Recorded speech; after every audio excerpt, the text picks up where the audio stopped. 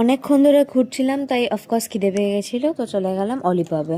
ওখানে সার্ভিস খুব ভালো ছিল, মানে সেদিন ক্রিসমাসে প্রচুর লোক ছিল, বাট ওরা খুব তাড়াতাড়ি খাবার দিয়ে দিয়েছিল। ফার্স্টে ট্রাই করেছি ওদের এই চিকেন আলাকির, যেটাতে পুরো melted butter বেরোচ্ছিল।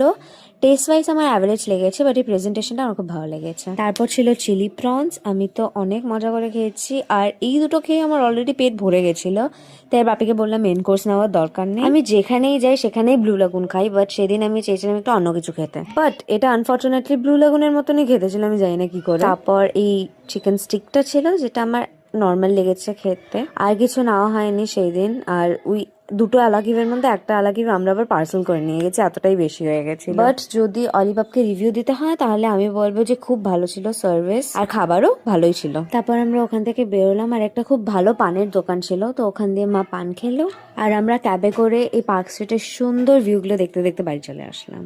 That's it for today. Subscribe for more.